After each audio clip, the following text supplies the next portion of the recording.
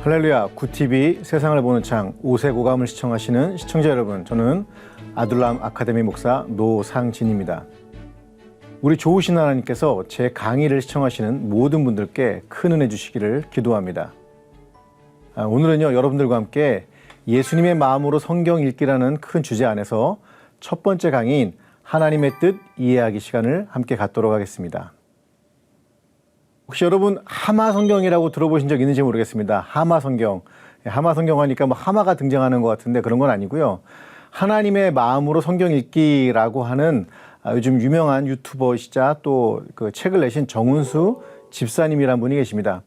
제가 사실 원래 타이틀이 하나님의 마음으로 성경 읽기였는데 동일한 게 있었기 때문에 예수님의 마음으로 성경 읽기 이렇게 얘기를 했습니다. 사실 제가 영성에 관련된 책들을 읽으면서 예수 마음 기도라는 기도도 있고 해서 제가 이런 예수님의 마음과 하나님의 마음으로 성경 읽기에 대한 이야기를 하고 있었는데 이 정은수 집사님이 목사님도 아닌데 하나님의 마음으로 성경 읽기라고 하는 타이틀을 갖고 일을 하고 계시더라고요. 제가 깜짝 놀랐습니다. 왜 놀랐냐면 이 집사님이 성경을 읽다가 우리는 통상 성경 읽으면 어때요? 무서운 하나님 아니면 좋으신 하나님 막 이렇게 하는데 이분이 이 마음을 느꼈다는 거예요. 그게 뭐였냐면 외로운 하나님의 마음이 보이더라고요. 이런 표현을 쓰신 거예요. 그러니까 이 정은수 집사님은 물론 또 이렇게 하면 또 신학적으로 막 뭐 비판하시는 분도 있을 수 있겠지만 하나님이 이 땅 가운데 보낸 그 사람들 그리고 그들을 인도하셨던 여러 가지 일들을 통해서 하나님이 얼마나 외로우실까 하는 마음을 가졌다라는 걸 이분이 이야기했을 때 이분이 성경을 조금 뭔가를 알면서 읽는구나 이런 생각이 들었어요. 왜 그러냐면 이 하나님의 마음으로 성경 읽기라고 하는 부분은 굉장히 중요한 게 우리가 그분의 의도를 파악하는 게 너무 중요하기 때문에 그렇습니다. 뭐 예를 하나 들어볼게요. 제가 여러분이 엄마가 아들한테 이런 얘기를 했어요. 나가 죽어 이놈아 그렇게 얘기를 했다고 생각을 해보세요. 그럼 나가 죽으란 얘기예요, 죽지 말란 얘기예요?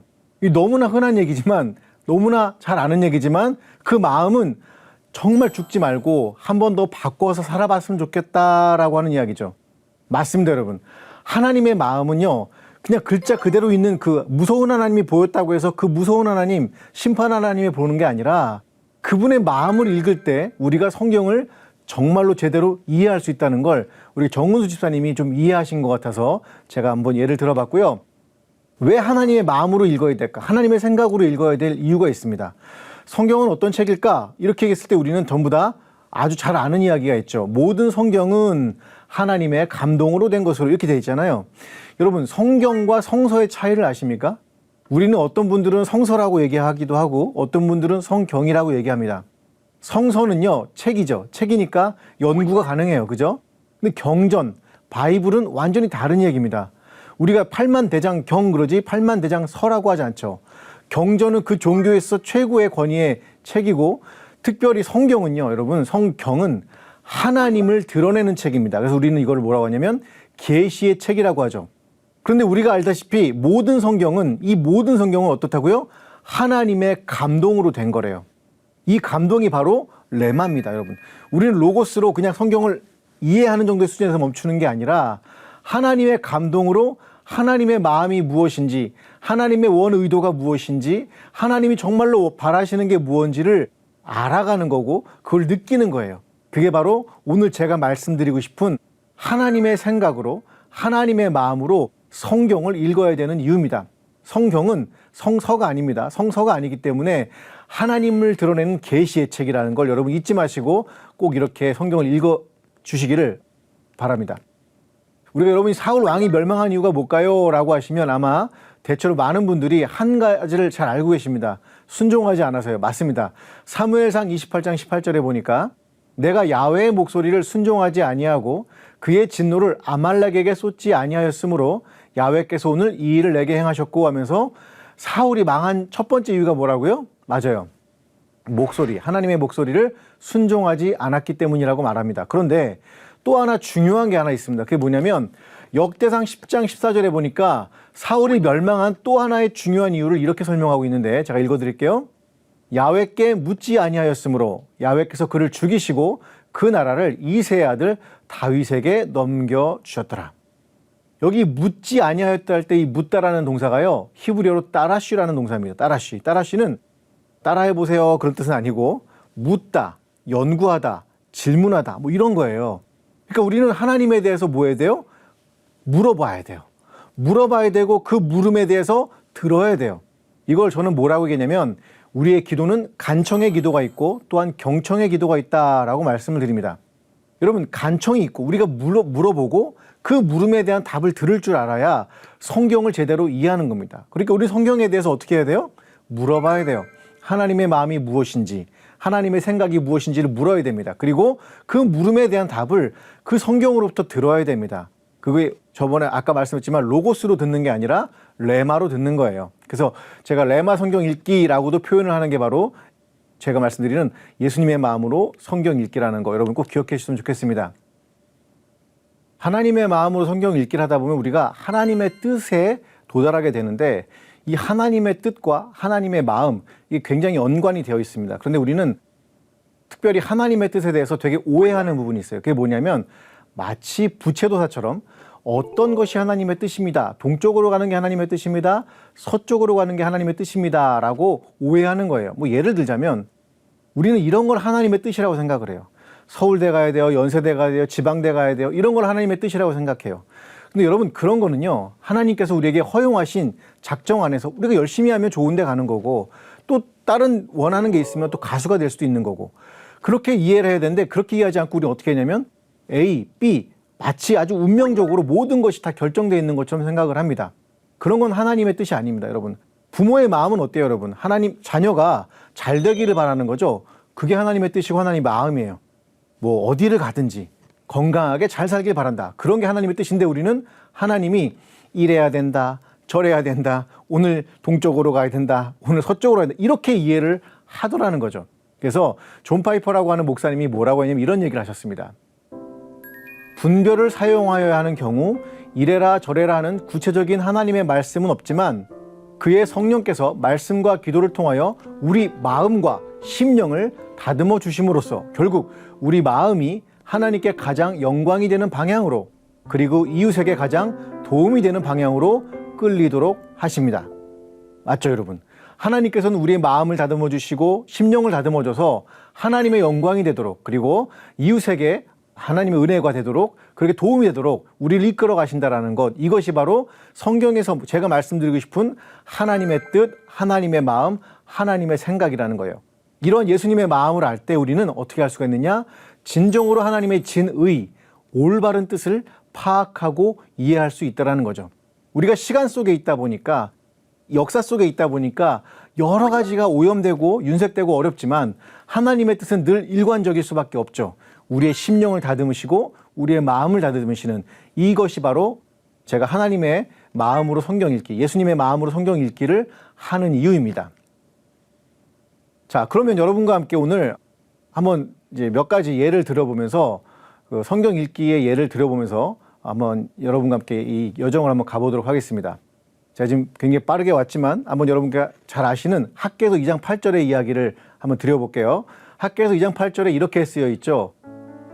은도 내 것이요 금도 내 것이니라 만군의 여호와의 말이니라. 이제 성경 읽기에서는요 중요한 게 뭐냐면 문맥을 통해서 하나님의 마음을 이해를 해야 됩니다. 그런데 이렇게 딱 학개서 2장 8절만 띄워놓고 보니까 어때요? 은도 내 것이요, 하나님께서 말씀하시는 거예요. 금도 내 것이니라 만군의 야훼의 말이니라. 딱 이러니까 많은 분들이 이 성경을 읽을 때마다 어떤 걸 느낍니까? 아, 그래, 나도 하나님께서 돈을 왕창 주실 수 있을 미션이다 하면서 가시는 분들이 꽤 있어요. 저는 실제로 어떤 권사님이 그런 기도 제목을 내놓으신 적이 있어요.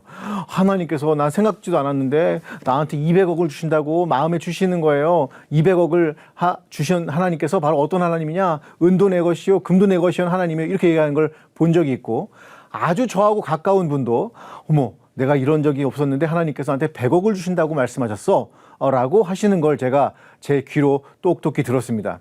근데 여러분, 이 구절을요 맥락 없이 이해를 하면 이분들의 이야기가 맞을 거예요. 그분들이 근거를 둔 성경 구절은 바로 여기입니다. 은도 내 것이고 금도 내 것이니까 하나님께서 100억도 주시고 200억도 주실 줄 믿습니다 라고 하는 거예요. 물론 주시면 얼마나 좋겠어요. 그죠? 감사하죠. 근데 하나님 만약에 그게 하나님 뜻이 아니라면 여러분 어떻게 하시겠습니까? 그럼 너무 실망적이겠죠. 맥락을 이해할 때, 성경은요 맥락을 이해할 때, 이걸 컨텍스트라고 하는데 이 맥락을 이해할 때 하나님의 의도와 마음을 이해할 수가 있습니다. 제가 아까 진의, 원래 의도를 파악하는 게 정말 중요하다고 말씀드렸죠. 오늘 이 부분도 마찬가지입니다. 자, 학개서 2장의 상황을 좀 말씀을 드릴게요. 너희 가운데 남아있는 자 중에서 이 성전의 이전 영광을 본 자가 누구냐? 이제 이것이 너희에게 어떻게 보이느냐? 이것이 너희 눈에 보잘것없지 아니하느냐? 이런 구절이 나와요. 이게 무슨 얘기냐면 여러분, 학개는요, 이스라엘이 멸망한 다음에 70년 뒤에 포로 귀환을 해서 처음에 뭘 했냐면 성전을 다시 짓습니다. 왜냐하면 예루살렘 성전이 너무 처참하게 피폐해 있었거든요. 그래서 그 예루살렘 성전을 막 짓는데, 여러분, 솔로몬 성전은요, 금이 넘쳐났던 성전이에요. 금과 은이 넘쳐났던 성전이고 굉장히 화려하게, 한 제가 알기로는 100m 정도, 그러니까 축구장 크기 정도의 굉장히 큰 성전이었던 걸로 알고 있습니다. 너무나 영광스러웠고 너무나 그 솔로몬의 영화스러웠던 시대를 드러냈던 성전이 바로 예루살렘 성전이었죠. 그런데 여러분, 포로기에서 돌아온 사람들이 돈이 있었을까요? 아니, 그 땅에 남아있는 사람들이 무슨 돈이 있었을까요? 그렇지가 않죠. 그러니까 나무하러 가서 산에 가서 나무를 베어갖고 오는 거예요. 오고 이렇게 짓다 보니까 사람들 마음에 실망이 오는 거예요. 왜 그러냐면 젊었을 때 아주 젊었을 때, 학개 같은 경우가 젊었을 때 솔로몬 성전을 보신 분이었거든요. 지금은 한 90세 된 노인 같은데 솔로몬 성전을 봤을 때 너무 화려했잖아요. 근데 본 사람들이 얘기를 하는 거예요. 야, 저게 무슨 성전이야. 저게 무슨 하나님이 계실 성전이야. 나무떼기 아니야 저거. 저런 건 성전이 안 돼. 야, 짓지 마 때려쳐. 막 이렇게 한 거예요. 돈 들어가는 것도 힘들어 죽겠는데 옆에서 누가 응원해 주지도 않고 너무 힘든 상황인데, 학개 예언자가, 그래서 성전 건축을 딱 그만둡니다. 그러니까 학개 예언자가 딱 등장을 하는 거예요. 학개, 스가랴 이런 분이 딱 등장해가지고 뭐라고 하냐면, 너희에게 남아있는 자 중에서 이 성전의 영광을 본 자가 누구냐? 이제 이것이, 그러니까 자기는 봤다는 얘기예요. 이제 이것이 너희에게 어떻게 보이느냐? 이것이 너희 눈에 보잘것없지 아니었냐? 딱 이렇게 얘기를 한 겁니다. 그러니까 이게 무슨 얘기예요, 여러분? 네 눈에는 보잘것이 없지? 나도 솔로몬 성전 본 사람이야. 그런데 그거 아니 하면서 나왔던 게 뭐냐면 은도 내 것이요 금도 내 것이요라고 하는 하나님에 대한 이야기였어요. 그럼 하나님은 뭘 의도한 걸까요, 여러분? 하나님은 어떤 생각을 하신 걸까요? 야, 너 은도 내 거고 금도 내 거야. 그러니까 다 갖고 와. 뭐 이런 얘기가 아니라는 거예요. 내가 다 줄게. 그런 얘기가 아니라 내가 은도 금도 중요하지 않다는 얘기를 하고 싶었던 거예요. 이해가 되시겠어요? 야, 은도 내 거고 금도 내 건데 예루살렘 성전을 금칠하지 아니한들, 은칠하지 아니한들, 내가 그걸 갖고 실망하고 절망할 것 같아? 그렇지 않아. 너희들이 열심히 지금 하나님의 성전을 만들어가는 이 과정들이 나에게는 너무나 기쁘고 나에게는 너무나 즐거운 일이야 라고 말씀하셨던 게 바로 이 학개서 2장의 상황이고, 바로 아까 얘기했던 2장 8절의 이야기, 은도 내 것이요 금도 내 것이요, 이렇게 말씀하셨던 이유예요. 그런데 우리는 그거는 싹 잊어버리고 그거는 알지도 못하고 딱 뭐라고 그래요? 은도 내 것이요 금도 내 것이요 하니까 어때요?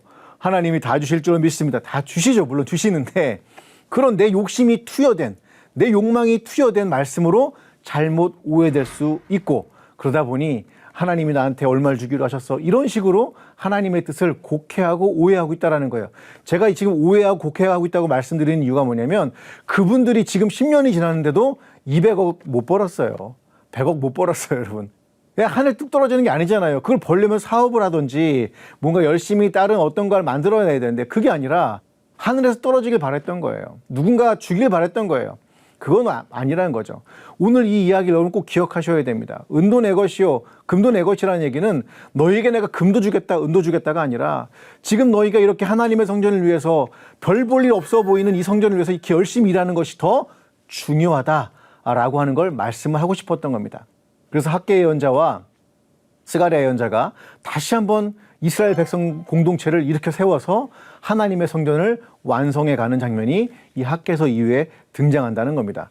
저는 이 구절이 굉장히 중요하기 때문에 여러분께 말씀을 드렸어요. 여러분, 제가 부탁인데, 하나님의 마음은 여러분 이렇게 아까 했다시피 이래라 저래라 그런 것도 아니고, 또 내 욕망을 투여하는 그런 장이 아니에요. 내 욕망을 막 배설하는 그런 책이 성경이 아니라는 거예요. 내 욕망을 어떻게든 더 씌워가지고 만들어가는 게 성경이 아니라는 거예요. 중요한 건 뭐예요? 하나님께 묻고, 아까 제가 말씀드렸죠, 따라쉬, 묻고, 그 따라쉬는 연구하다는 뜻도 있어요. 스터디도 있습니다. 연구해서 그 하나님의 원래 의도가, 그 하나님이 원래 우리에게 말씀해 주고 싶었던 게 뭔지를 알아가고 느껴가는 거예요.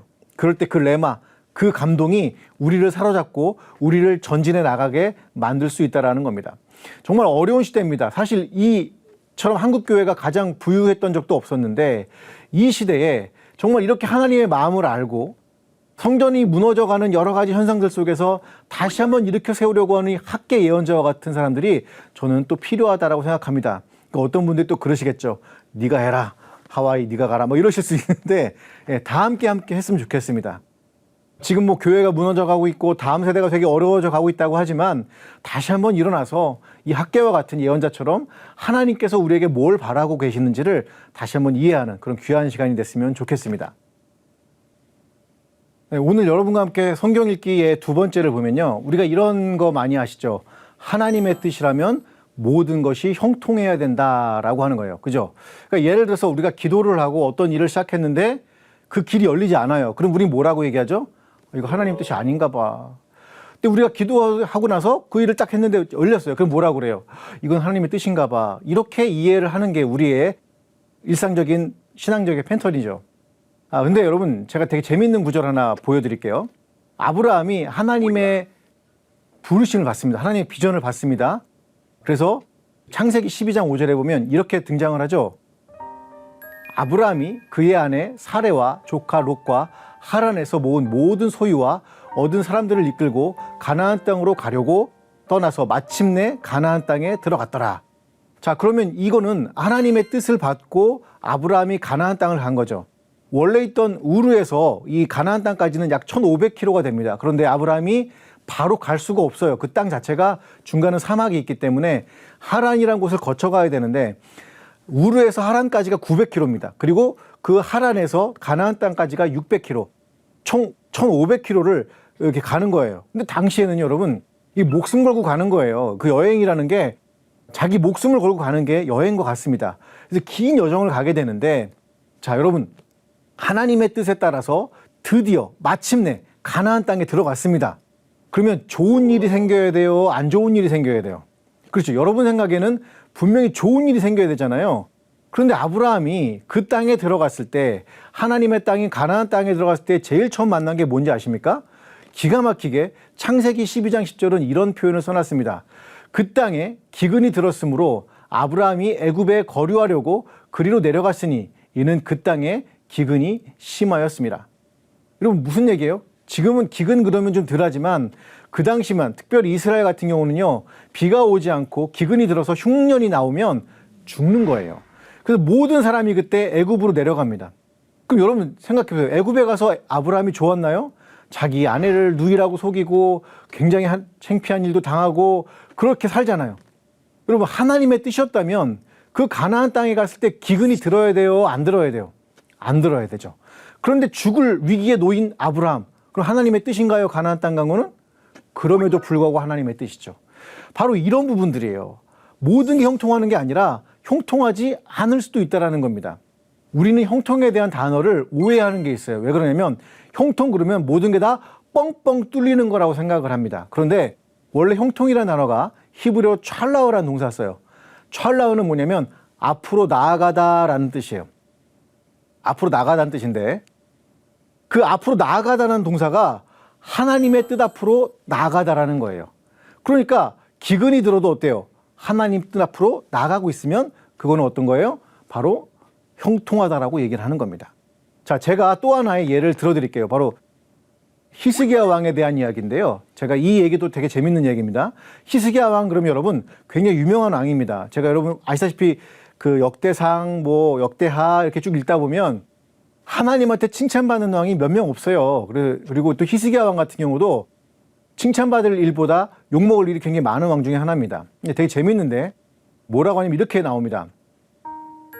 그가 행하는 모든 일, 곧 하나님의 전에 수종드는 일에나 율법에나 계명에나 그의 하나님을 찾고 한 마음으로 행하여 형통하였더라라고 돼 있어요. 자, 여기 형통했다는 표현이 써 있죠. 그리고 제가 아까 형통했다라고 하는 표현은 하나님의 뜻 앞으로 나아가다라는 표현을 썼었어요. 잘 보세요, 여러분. 이 히스기야 왕이요, 이전 왕과는 다르게 하나님의 성전도 돌봤고 유월절도 지켰고 율법도 지켰고 계명도 지켰어요. 자, 그리고 형통했다는 표현이 나왔습니다. 그러면 히스기야 왕이 잘 돼야 돼요? 안 돼야 돼요? 잘 돼야 되죠. 그런데 다음 성경 구절은 굉장히 기가 막힌 일이 있습니다. 바로 요거 다음 구절이 뭐냐면 이거예요. 32장 1절. 제가 읽어드릴게요. 이 모든 충성된 일을 한 후에 아수르 왕 사네립이 유다에 들어와서 견고한 성읍들을 향하여 진을 치고 쳐서 점령하고자 한지라. 자, 여러분 보세요. 이 충성된 일을 했는데 어떤 일이 벌어졌어요? 아수르 왕이 쳐들어옵니다. 여러분 지금 아수르 왕이 쳐들어온 게 얼마나 무시무시한 일이냐면요. 이 당시에 여러분 이 예루살렘을 제외한 전 성읍을 거의 다 뺏기다시피 했어요. 히스기야가 하나님께 충성하고 기도했던 왕인데 거의 유다가 멸망할 뻔했어요. 멸망 직전까지 갔었어요. 여러분 이게 지금 가능한 일입니까?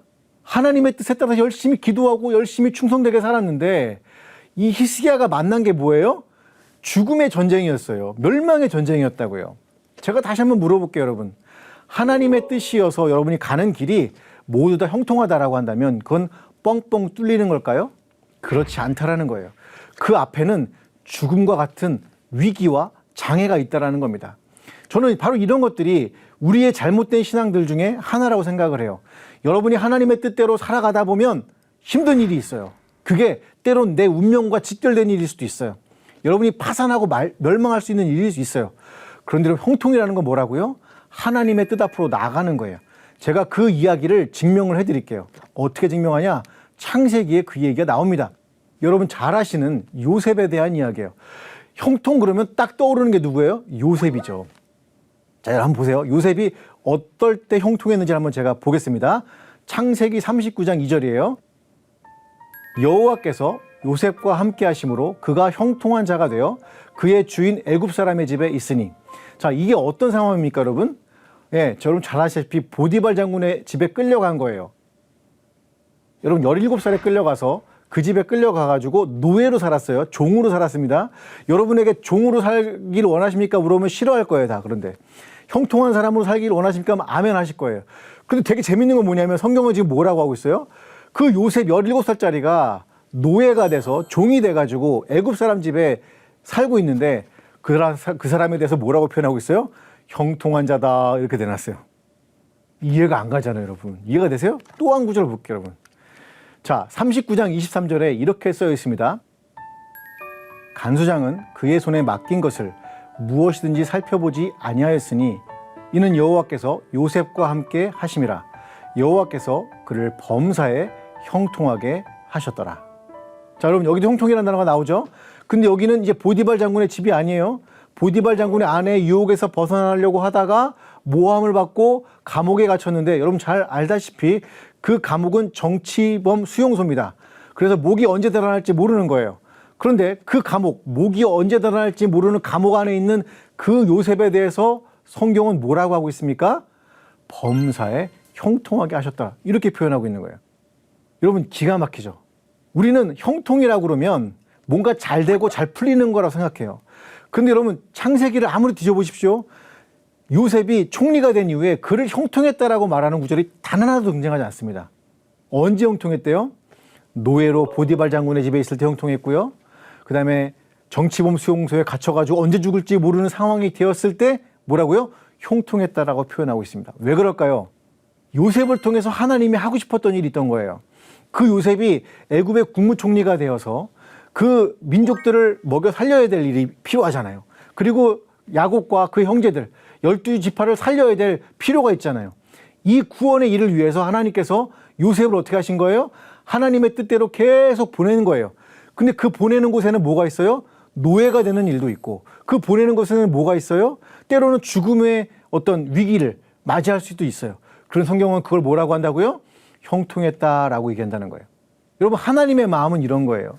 우리가 하나님의 마음을 모르고 자꾸 내 마음을 투여를 하게 되면 내 마음이 변하는 게 아니라 어떻게 돼요? 자꾸 이상한 쪽으로 번져나가요. 저는 예전에도 그런 적이 많았어요. 어떤 목사님께서 롤렉스 시계를 딱 보여주는 거예요. 롤렉스 시계 얼마인지 아시죠? 그러면서 하나님께서 이걸 주셨습니다. 할렐루야. 오늘 기도하면 주실 줄 믿습니다. 이 모든 것이 다 뭐예요? 인간의 욕망을 자꾸 이끌어내는 거고 욕망으로 자꾸 더딥히려고 하는 거예요. 신앙을. 그런데 오늘 성경은 하나님의 마음이 무엇인지를 알라고 말씀을 하십니다. 그러려면 아까 했다시피 그 맥락들, 그 이야기가 나온 여러 가지 상황들을 이해하실 수가 있어야 됩니다. 그래서 제가 오늘 말씀을 드렸어요. 자, 여러분 오늘 이야기 어떠셨습니까? 하나님의 마음으로 성경 읽기는요 매우 중요합니다. 그러니까 아까 얘기했다시피 로고스적으로 읽는 게 아니라 레마로 하나님의 감동으로 읽어야 되고 성서가 아니기에 그 하나님의 마음을 읽어드릴 때 우리의 삶이 바뀔 수 있고 그 위대하고 놀라운 하나님 앞에 섰을 때 요셉이 그 상황은 이해가 되지 않았고 그 상황을 알 수가 없지만 하나님을 뜻을 향해서 한 걸음 한 걸음 나아갔던 것처럼 여러분도 그런 삶을 살게 될 수 있을 줄로 믿습니다. 하나님의 말씀으로 세상을 이해하고 바라보는 마음의 창이 여러분 안에 열리기를 소망하며 이 시간 마치겠습니다. 감사합니다.